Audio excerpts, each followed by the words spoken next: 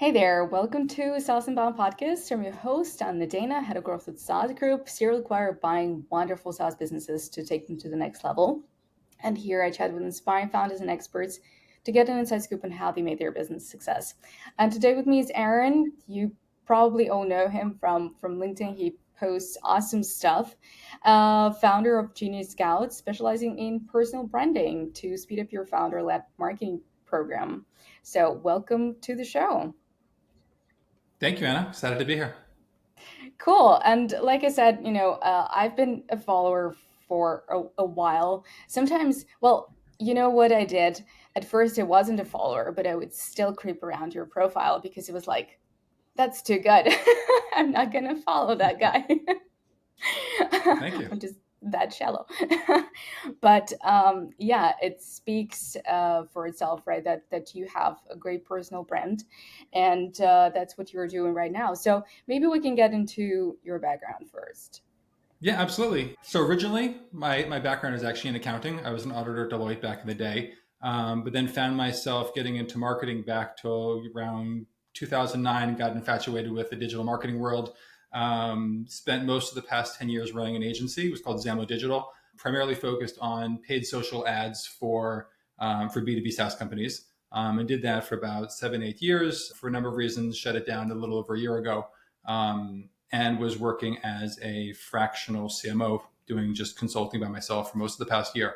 But one of the things that kind of always stood out to me when I was running the agency and as a consultant is the power of personal branding, and in particular on LinkedIn. I always found that, when I put out content, when I got myself to be more disciplined and create content more consistently on LinkedIn, it always generated more business leads and always generated more clients. And then I would get busy within the agency and I would stop, creating as much content and lose my consistency. And then things would dry up again. And there was always that pendulum of create content, get more clients, get busy, stop creating content, lose clients eventually, and then, need to start up again. So I always saw the power of how that works. And I found myself running a similar playbook and recommendations to a bunch of the clients that I was consulting with over the past year.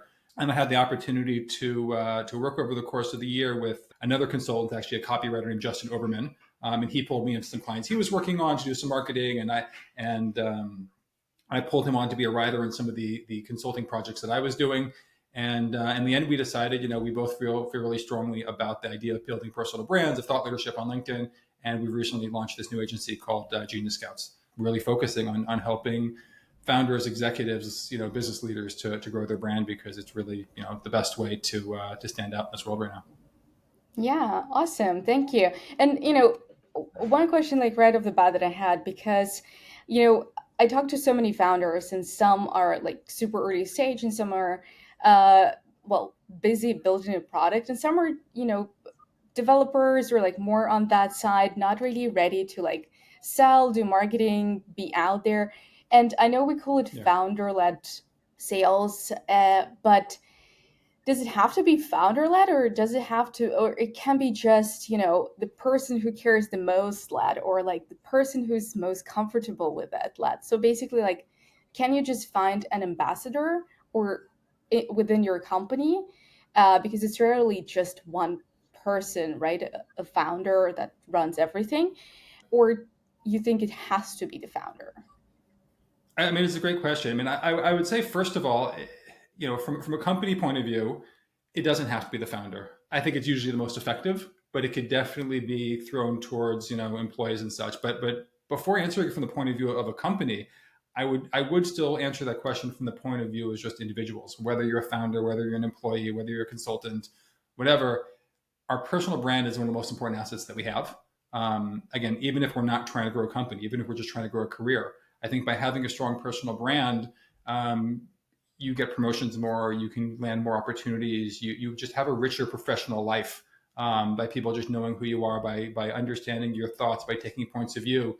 You gain more respect within the marketplace. You might get speaking opportunities, and only good things can happen from that. So I think everyone should be doing it, regardless of your position in the company. But from the company's point of view, like I said, I think, a founder, a CEO is one of the best people to do that. But I think there's a lot to be said from, what we kind of call, employee evangelism, or, pick another word for it, but where you've got multiple people within a company. Again, it could be one person, it could be a whole team of people that are all representing the brand, that have always, maybe put their profiles are kind of optimized to represent the brand and the company that they work for. And then they're all creating content on behalf of that brand. And, it can do amazing things. I mean, it kind of creates the kind of tsunami effect of so many people talking about it that everyone in the marketplace feels like they've seen that brand, everywhere because there's so many people talking about it. So that's really effective as well. Absolutely. What do you think is the best way to kind of empower people and give them freedom to post about what they're working on? And do you think there should be some kind of curation on what they're posting about? Listen, I think a smart play for really almost any company out there is to be empowering their team to be building personal brands and to be creating content on behalf of the company while they're lending the employees are lending their brands to the company, so to speak. So if I was a manager of a company, I would really think about picking certain people who are charismatic, who are dynamic, who are thoughtful, and empowering them by giving them training, by maybe working as a team to think about, what topics do we as a team want to be talking about, but in no way recognizing that a company can never control what an employee is writing. That's a personal thing. The employee has to be able to say whatever they want to say, but at the same time, there's a relationship there, and companies can be encouraging certain topics. We could be working in a team. We could all be recognizing we're going to be talking about these certain themes that tie back to promoting our company there. And then the ways that a company can actually promote that is by allowing team members to allocate a certain amount of their paid time to do this. It doesn't have to be on your off time that you're promoting your personal brand. It could be that you're building a brand, you're being given an hour, 2 hours a day to be on LinkedIn, to create on LinkedIn. And again, it doesn't have to be LinkedIn. It could be other platforms also, if that's where you decide strategically the best place to be is. And then working together to empower that, to encourage the team to write, and then giving branding assets, giving creative assets to the employees also. If that means creating a cohesive banner image that everybody has the same thing at the top of their profile, by having every branding with the same background color, that everybody on the team has the same background color on their profile image. If we're going to be creating carousels or other visuals that go along with the posts, maybe the creative team of the company is helping the team members who are posting to create those visuals to enable them to be able to do more, or providing them with research that they could be writing about to be able to create better, more engaging content. So there's a lot of ways to do that. Yeah, those are great tips. And the reason I'm asking is that I stumbled upon this product, and I've been talking to the team for a while. I think I'm not going to name it. I'm not sure if you're able to try it yet, but if anyone's interested, I will send you a link. But I think the idea is super cool. So what the tool does is it integrates into your Slack, because you obviously discuss a lot about what you're building, what you're thinking about, what's going on in the company with your colleagues in Slack. And so basically it analyzes it and gives you ideas for content that you can later utilize, or even, I think it even creates posts for you if you want to, right? And then that content can be curated by somebody in the team if that's what you want to do. And I thought it was like kind of a cool idea, right? Because yes, we do talk about a lot of important stuff, and a lot of stuff gets just forgotten, and it's just there on Slack. We talked about it, we put it aside, and then we moved on. So it could be a really nice kind of way to generate ideas. What do you think about that? And is there some playbook that you follow to generate ideas and to find what to Yeah, post it's a about? great Because question. yeah. Yeah, listen, ideation, I think, is one of the most important parts of being a creator on any platform. Is so many people struggle, like, what should I talk about? What should I write about if I'm creating content? And at first, that is challenging. But I think once you put yourself in a mindset that I am a creator, I'm creating content on a regular basis, you need to create a process for yourself for generating ideas, right? And there's a lot of ways you could do that. I think the important thing is just that every individual or every team creates almost a depository for how do I collect my ideas, right? So places to get ideas. I mean, obviously we get ideas from other people's content that we read. Reading books, you don't have to read whole books, but as we read business books, if you read just a couple of pages every day, you're going to be filled with ideas. If we're watching LinkedIn, if we're watching YouTube videos, if we're listening to podcasts, there's ideas that we're being flooded with. And if you think about just, ways that we can adapt the things that we hear that we're learning in other places to our own thoughts and how could that be, applied to our own businesses, I think that's very powerful. But I think we should also think about the interactions we have with people in our workplace, conversations we have with clients, conversations we have with other people on our team, are often the most powerful things that we could be doing. I mean, if we're having sales calls, if we're having consulting calls, and somebody asks us something, we often forget that we actually know a lot more than other people about the things that we do, right? And people forget that most of us are experts in the field of business that we operate. And so if we think about what questions have been asked of me, that's opportunities to create content based on the questions that people are asking you, right? Or what case studies, what solutions am I implementing, whether it be my product or a service that for other people. Talk about those things. Talk about content that creates value for the other person. I think that should always be the most important thing, but just recognizing that there's value around us all the time and how do we apply that to content.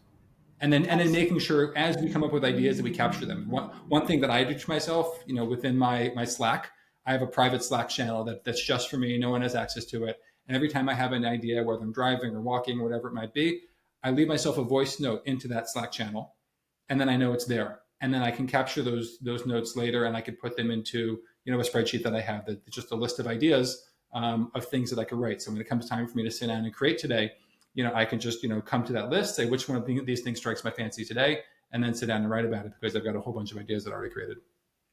Oh, absolutely. I would always think at first that I remember everything, but hey, I don't know if I'm getting older or whatever, I keep forgetting stuff. So I think it's a great tip on like leaving yourself audio messages, but it's just, I think it has to become a habit because for me, it took Correct. so long, took months to like make sure I like consciously go to my phone and leave a message and make sure that it's there and then I act on it. Like I have a bunch of screenshots of like people I want to interview and stuff like that. And yeah, you just have to again set a reminder for yourself to remember about those Right. things, about your ideas. All right. Well, I also, of course, wanted to ask you about measuring the success of what you're doing for your personal brand, because for a lot of people, it's not a priority because how do you measure this stuff? So, what's your take on this? What is the KPI of Yeah, I personal mean, brand? it's a great question, and they're all going to be loose because at the end of the day, this is branding. This is not direct response. You can't always measure it, but that doesn't mean we shouldn't try, right? So people might call some of it vanity metrics, but we have to measure what we can measure. But then we also have to look at the impact of some of the softer things that are a little bit harder to put a number to, right? So I'm definitely going to want to be looking at how many impressions am I getting? How many engagements am I getting? That matters. I want to be seen by as many relevant people as possible. So impressions matter. I need to be seen, right? But impressions doesn't pay the bills, right? So that's not my end all and be all. But I want to see engagements. I want to see comments. I want to see viewership going up. Those all imply that my content was impactful, right? But even more than that, I want to see, are people visiting my personal profile? Because the fact that they would click over from my post out of their newsfeed to come and check me out means something I said made an impact. They want to come and check me out, right? And then, taking it one step farther from there, I might want to see, if I'm putting links on my profile, which we pretty much all have like a link back to our website in some way, making sure we're tracking that, putting UTM tags in that link so that when people come to our website, we can see, well, how many people came from my LinkedIn profile over to check out my website. And then if we could track that even farther down the funnel to how many of those people became a lead by tracking the UTM attribution that's connected to that, well, we can measure that as well. There's going to be it's a very leaky bucket I just described. A lot of people will see your brand and they'll tell somebody else, and there's a whole bunch of other stuff that's going on. One other really important element that I've found success with is on your lead forms, if you can. Again, if you're selling a product directly, it's a little bit more tricky, but I think most of us in B2B, we're generating leads first. Put an open-ended question saying, how do you find out about us? And I've seen many times that a lot of people, the UTM tracking might say, they found me through Google, but they've typed in themselves and saying, oh, I've been following Aaron's information on LinkedIn, right? So they'll self-report that they found from LinkedIn. So I think that that's one thing to be measuring. But then there's a lot of soft things, like I said, in brand is, am I getting more DMs into my inbox? Absolutely, that's going to start happening as you create more content. But there's other impact as well. In the past month that I've been much more consistent about my posting. I mean, and the truth is, as I say last month, up until then, I wasn't consistent. I told you I kind of had that pendulum. I'd create for a while, then I'd stop for a while. For the last 30 days, I've been creating pretty consistently. And I've seen myself get up to, about 50,000 impressions in my posts within that period of time, which I'm pretty happy with, having not been posting, for a long time before that. But within that time, I've been invited to 3 different podcasts, this one included. So I'm super excited about that. But 3 podcasts in the course of a month is pretty darn good, I would say.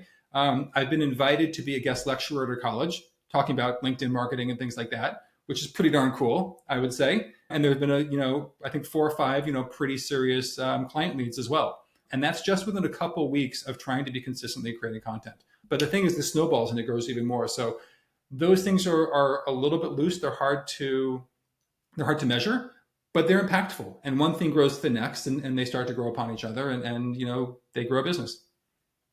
Yeah, absolutely. I think it's really important to also just mention that you have to um, put this little win somewhere, because social media can be draining and can be hard and it cannot work at some point. And making yourself go back there sometimes super hard. So I think if you kind of document those wins and you can go back and see, okay, it actually worked. Like, this is what I got from it. I Yeah. think it helps so much, because otherwise you're on a straight path to burnout. Yeah, I think it's important to recognize the wins. Again, and that doesn't always mean direct sales, but that comes as a result of it also. But we can call them vanity metrics, but we are building relationships. I think the content needs to be to build relationships, to build conversations, to network with more people, and trusting that in the long term, and long term doesn't always have to be so long. It could be just a couple of months. Sometimes it could be measured in weeks. There will be introductions, referrals, sales, all those things happening. Absolutely. So you mentioned that, you have to just start posting. It can be LinkedIn, it can be anything else. How to choose the channel? Like, it has been a recurring question from early stage founders. Like, how do I choose where I Yeah. build my brand?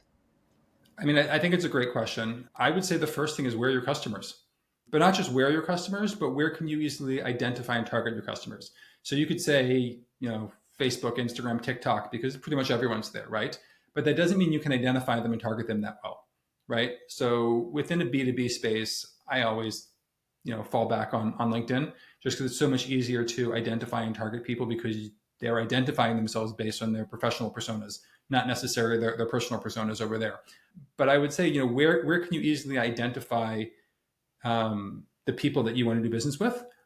And also, though, where do you enjoy spending time, and what type of creator are you?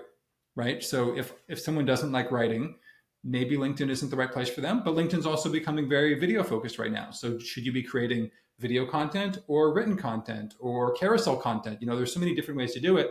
Think about what type of content resonates best with you, that your personality, your authenticity, your experience is going to shine through, and that you're going to enjoy doing it, and that you're going to enjoy being a part of the community there.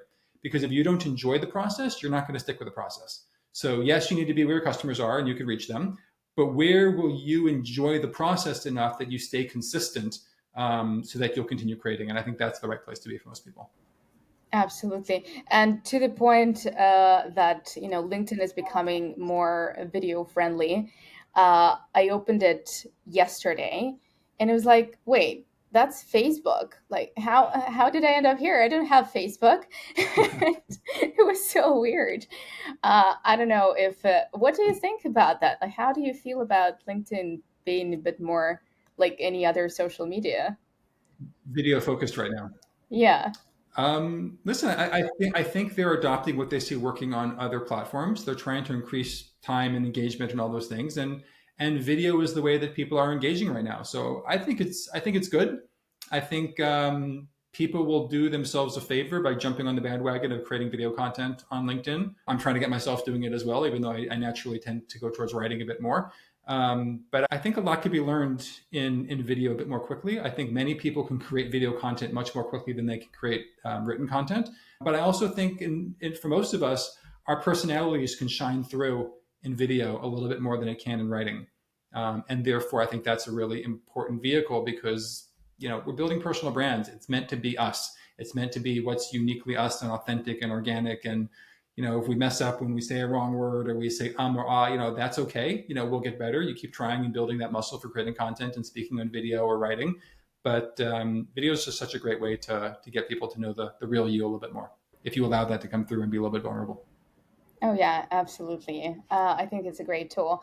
All right. Well, then, because we at saas Group, when we acquire a company, oftentimes, it's a teeny tiny team. There is no marketer. They haven't really done anything on their marketing, and founder brand is non-existent. So what we do is we try to establish that, right? And we try to push them to do something too. So if you were to start now, if you were an early stage founder in B2B, what would be your steps to start? Steps to start. I mean, the first thing would be, I think it's a mindset first of thinking about allowing myself to be more vulnerable, of not trying to get past the self-consciousness of sharing yourself, your thoughts, putting yourself out there, allowing yourself to be the face of the company. If you're going of a strategy of founder brand, you need to recognize that your face is going to start becoming synonymous with the company. Building, I know it sounds cliche, but people want to do business with people. They don't want to do business with companies. And they're going to connect with people much more quickly, which is one of the reasons why this whole strategy is so powerful, right? So it's, I think, a hack almost to allow the founder to build a founder brand. But again, they need to be able to put themselves out there.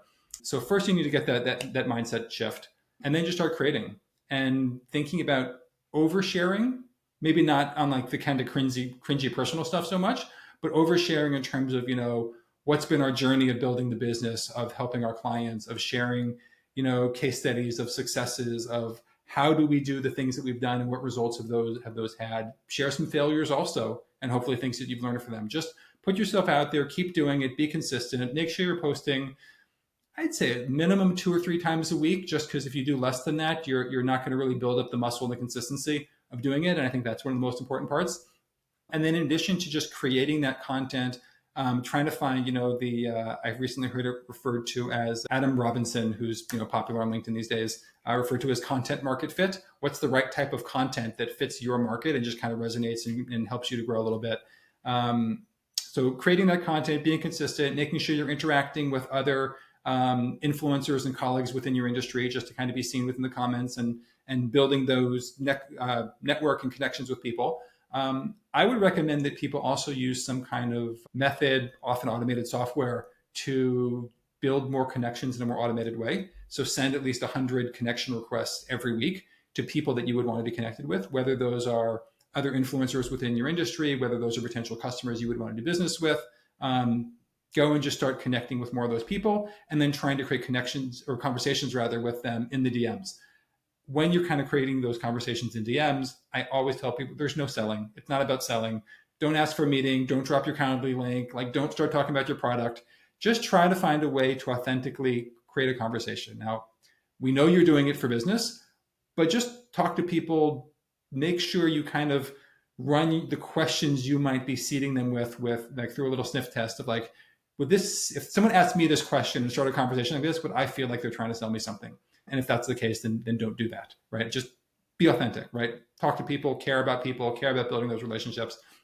And then the last thing I would say as well is, as you start having some content that starts to resonate, that you write 1 or 2 posts that just seem to really hit, and you've shared your thought leadership, and your prospects and other people are saying, wow, like that really resonated with me, throw a few dollars behind it.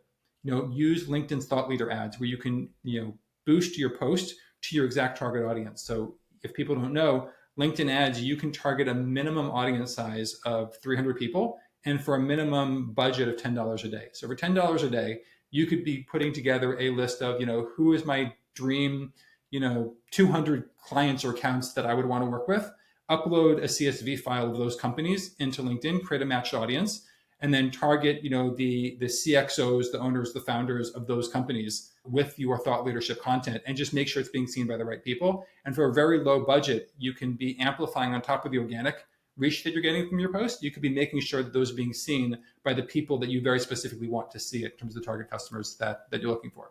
So that'd be my initial game plan to get started. Yeah, that's a great tip. Just one, honest question, because I'm kind of, seeing some weird stats from LinkedIn after doing paid ads, and like we've never done them. And we were Mhm. like, okay, it's summer, so we can, we can create this small little target group that we will show this ad to, and if it works great. If it doesn't, then only a small group saw this, so it's not that cringy. Anyway, so we got some results, right? But after that, my entire the entire statistics on LinkedIn just went south. Like, I cannot understand anything. I can see that we're growing at least as fast as we used to, or even faster. But if you go to analytics tool, it's just completely botched. Do you have an experience with that? I don't have a solid answer for you on that one. I've definitely heard people speculating that when you start spending money on LinkedIn ads, specifically thought leader ads boosting posts, that they will stop giving you as much reach organically because they want you to continue spending more money. I'm not sure if that's happening. I think there's a lot of factors that are changing lately, and I've seen a lot of inconsistencies on people's accounts lately. Even people who are not running any ads, right? Where impressions are high one day, they're super low another day. I've seen people get 300 likes on a post and only get like 1,000 impressions, which you would think they'd be getting tens of thousands of impressions off of that. I've seen people get 10 impressions or 10 likes on a post and get 2,000 impressions off of that. So there's almost no rhyme or reason or any consistency in terms of what stats should be translating to what amount of organic reach. I definitely do think there is a trend that as LinkedIn has rolled out thought leader ads and our ability to boost those posts, organic reach is going down. But there's also been, talk out of LinkedIn. I've listened to some podcasts of people within the product team over there where they're very much trying to avoid, viral posts anymore, that they're trying to make sure that posts don't get as much broad reach as maybe they once did up until a year ago and some algorithm changes that happened back then. But rather, they're trying to make sure that you're getting more quality impressions, that however their algorithm is working, they're trying to get your posts in front of fewer people, but more relevant people that really will appreciate the content that you're putting in front of them. I can't say if that's true or not. I can say that people are generally getting fewer impressions than they were up until a year or two ago, and that just changes in the algorithm. But people are for sure still getting tons of value out of the platform. Yeah, absolutely. No, but it's just as any creator, when the algorithm changes, you're like, damn, I just thought like 2 weeks ago, I thought we figured it out. And then they changed again. Yep. And you're on the surge. So it's really Listen, constant. I feel it. Yeah. Yeah, All you're right. not the only one struggling with that. Oh, good. Okay. I was like, do I suck at this? Like, I don't. All right, but back to founder branding, because again, for acquirers like us, it can be a very good thing, but it can be a bit of a risk too. Like, say, acquiring a company where a founder is that prominent figure that has amazing branding. He or she is the face of the company. So for the acquirers, it can be a bit like, let's say, a yellow flag, right?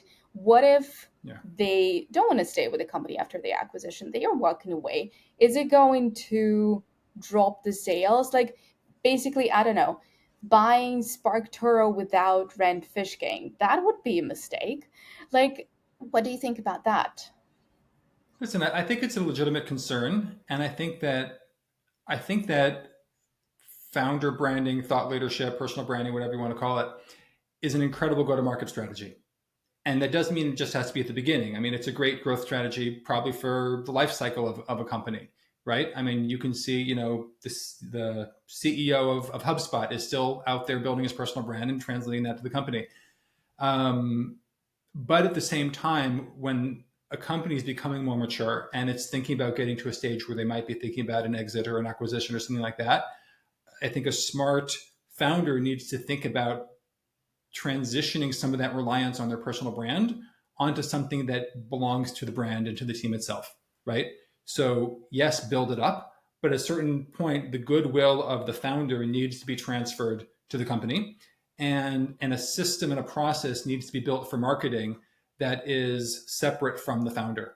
Because you're right, as a company is going to be acquired, you will at some point lose that founder brand association with the company. And if that's all you were basing it on, well, then that's not going to be a very good investment, I think, on anybody's part. So what I would think about is, what are the other marketing tools to acquire customers that could be implemented? Maybe it moves away from LinkedIn altogether. Maybe it's more of an ad strategy. Maybe it's employee evangelism that we spoke about before. If we know it's working for our founder brand to grow the company, well, then how could we empower the rest of the team or certain members of the team to follow the same strategy and playbook that the founder has done, and just transfer that knowledge, transfer that creative process over to more people? You've now diversified more of the team. So if any one person leaves, you're not going to lose the whole thing.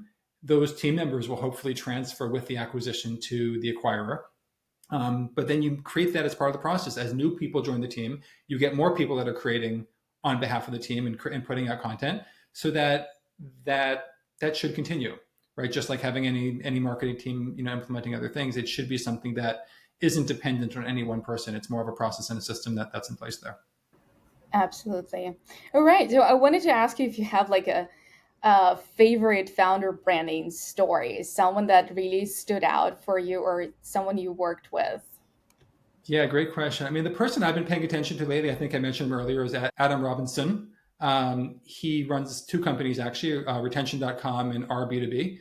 And he's just pumping out great content. He's, as a result of that, speaking on lots of places. I've heard him on multiple podcasts, but he's kind of running that playbook of creating great content, running thought leader ads, and he's growing two companies simultaneously now bootstrapped, as he says, when he speaks. And it's just, incredible to watch. He's almost like building the playbook that all of us could be following in terms of how to grow and emulate. And I think people should be checking him out. Yeah, I'm also a follower. I really like how he's doing it. It's a great combination of being ballsy and just saying like, hey, you know what? We're building a great product and we're cool and we're fun and like we know what we're worth, but at the same time being kind of like um, a bit more humble about like his own achievements and like how he did it. So I think it's something that people really like being super confident in what you're doing, but at the same time like being nice. Yeah, listen, I think, and it's an important point about, I think successful thought leadership content is, in order to be a thought leader and to create content that people really want to digest, you have to say something unique.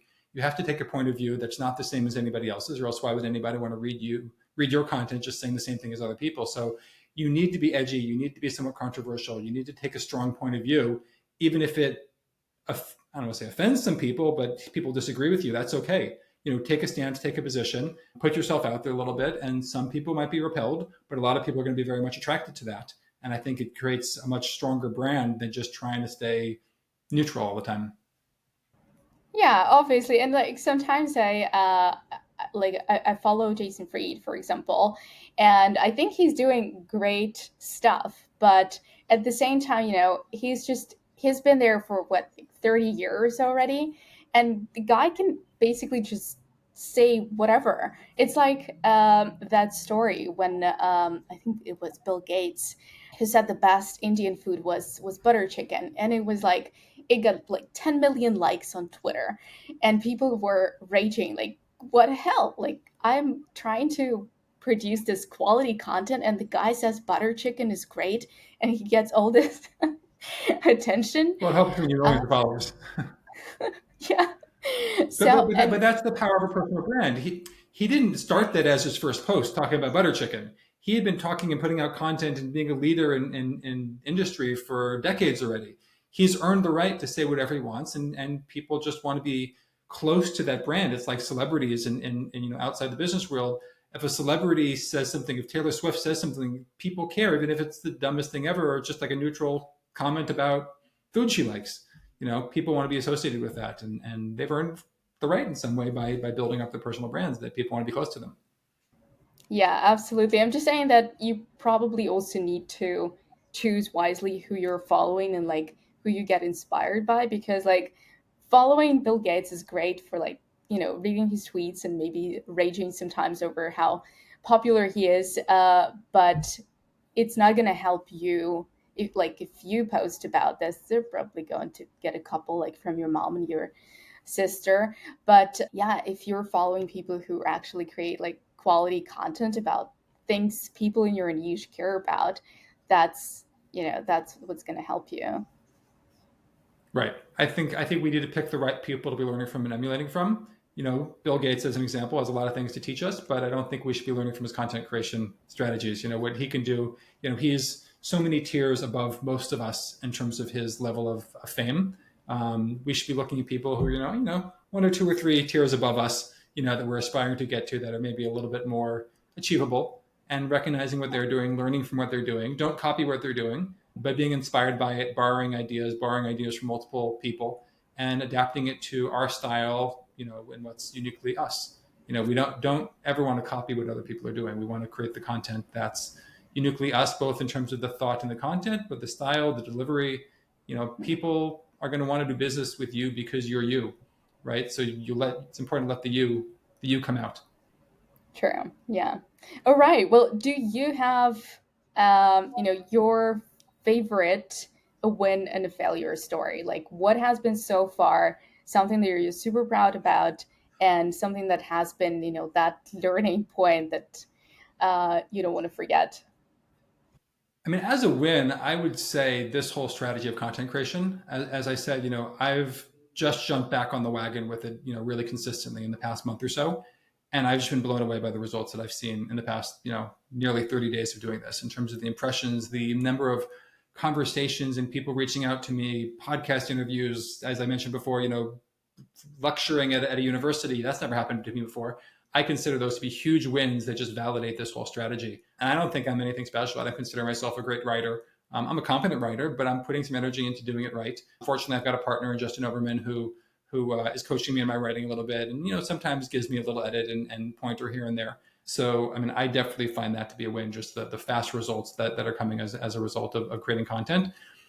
And as a fail, I mean, I'm looking right now towards some of the failures I had in my past agency. Like I said, I ran a paid ads agency for a number of years, and I closed it down a year ago. And I recognized, to a large extent, it failed because of things I didn't do as well as I could have as a founder and leader in that company. For example, I was the top subject matter expert within that company, and therefore I stayed too involved in all of the client service work. And therefore I was always working in my business and not on my business as much as I could have been. I didn't delegate as much as I could have been.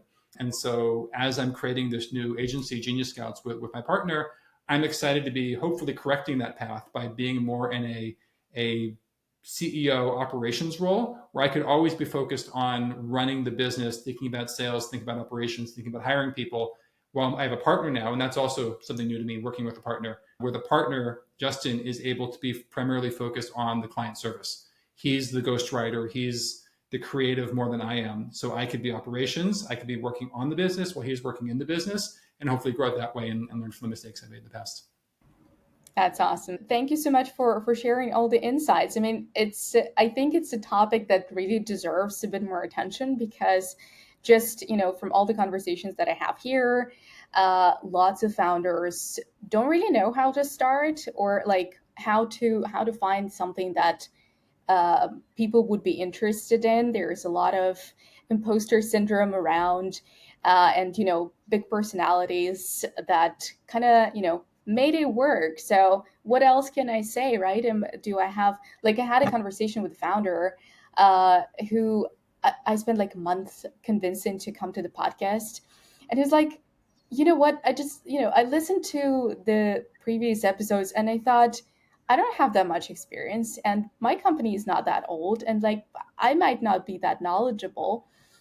And I'm like, yeah, it's really not about like your age or how many years you spend in the industry. It's just about those like mistakes and learnings and insights that you have. I think people And have imposter syndrome. People don't realize how much they really know. yeah, And like I said before, it's about a mindset. It's about just being willing to open up and recognize that we don't think we know that much. But when we start talking about the things that we do for work, most people don't know those things. As I talk about LinkedIn marketing, most people don't know as much. I have what to share. As other people talk about the things that they do, they suddenly start to talk and people say, "Oh, I didn't know that." Then they realize like they know a whole lot more than they think they did about the things that they're good at, and they just got to get comfortable sharing that. absolutely, absolutely. I think you just have to start. But yeah, thank you so much for the conversation. It's great to, to get all the insights from you because you're working in this and you've built your own brand. I mean, that's why you're here. So it's really cool to have you on the pod. Yeah, well, thank you. It's been a lot of fun. And I might just add, if there's anyone listening that just needs help with kind of getting, whether it's past the mental hurdles of building their personal brand or just needs help doing it, being handheld, ghostwriters, anything, reach out and we'll be happy even just to kind of give you some pointers and point you in the right direction because, sometimes you just need a little bit of support to get started. Oh, absolutely. I'll definitely link your profile and the company's website in the comments. So follow it. And yeah, thanks so much for offering to help. It's been a pleasure having you here. And, I'll be happy to do it again sometime. Okay. Thank you, Anna. It's fun. Thank you, Aaron, and take care.